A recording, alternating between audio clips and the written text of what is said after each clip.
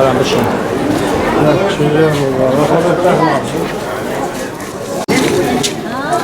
Bayağı enteresan bir dizayn yapmış.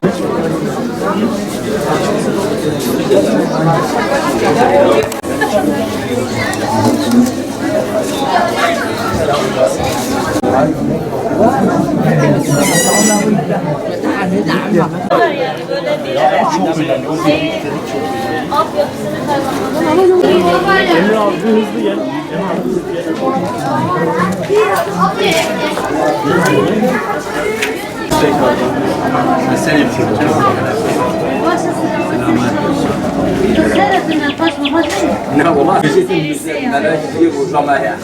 Çok özel oturumda olacaksınız, bilginiz olsun.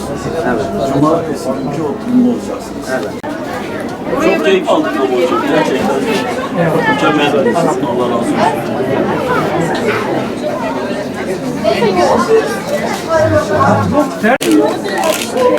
Tamam. Cizre kadim bir kültür merkezi. Gerçekten de bugünler Cizre için, memleketimiz için çok önemli. Büyük bir kültür günleri yaşıyor Cizre. Ayın 20'sinden ayın 30'una kadar devam edecek bir organizasyon. İçerisinde fuar var, içerisinde sempozyum var, içerisinde daha birçok etkinliğin barındığı çok önemli bir kültür günleri bunlar. Fuar merkezinde gezdik. Gerçekten de çok büyük bir organizasyon. 120 yayın evinin katıldığı, 100'e yakın yazarın katıldığı, mülakatların, söyleşilerin olduğu bir fuar gerçekleşti. Ben de bugün katılabildim. Yarın da büyük bir sempozyumumuz var. Melai Ciziri'nin sempozyumu, 4.'sünü gerçekleştiriyoruz inşallah. Cizre Kaymakamlığı, Şırnak Valiliği, Şırnak Üniversitesi ile birlikte gerçekleşen süreli bir sempozyum bu. Oraya da yine 100'e yakın yazarın, akademisyenin ve ilim insanının iştirak ettiği büyük bir sempozyum. Bu etkinlikler Cizre için çok önemli, Şırnak için çok önemli, ülkemiz için, Türk kültürü için çok önemli etkinlikler. Kültür, medeniyet bu insanlarımızın kodlarında var. Gerçekten de insanlarımızı ayağa kaldıran, insanlarımızı gerçekten şahlandıran etkinlikler. Burayı gezdiğimizde de gerçekten de kaymakamımız, insanlarımız da onu ifade ettiler. Çok büyük bir rağbet gördüğünü ifade ettiler. Ben de bunu müşahede ettim. İnşallah fuarımız da süreli olarak devam edecektir. Yani bu sene birincisi gerçekleşti ama inşallah gelecek sene ve diğer senelerde inşallah katlanarak, büyüyerek devam edecektir.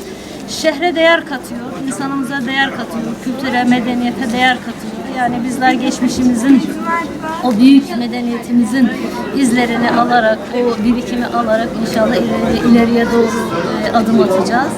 İhtiyacımız vardı. Buralar çok uzun zaman sessiz kaldı. Çok uzun zaman işte karanlık dönemler yaşadı ama şimdi görüyorsunuz yıllardır büyük etkinliklerle inşallah bu coğrafyamız yeniden küllerinden yeniden doğuyor, yeniden şahlanıyor, yeniden bu eski günlerine, şaşalı günlerine kavuşuyor.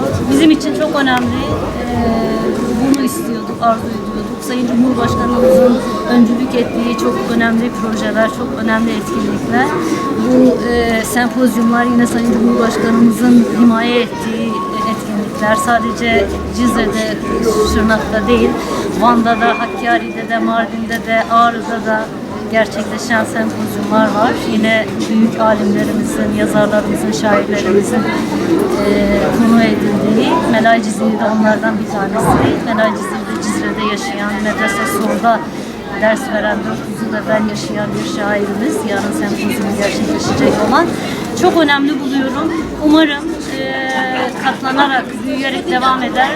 Ben huzurlarınızda, kaymakamımıza, sayın kaymakamımıza, valimize ve düzenleyen, emek veren herkese teşekkür ediyorum. Katılan bütün yazarlarımıza, şairlerimize, bütün misafirlerimize de ayrıca teşekkür ediyorum.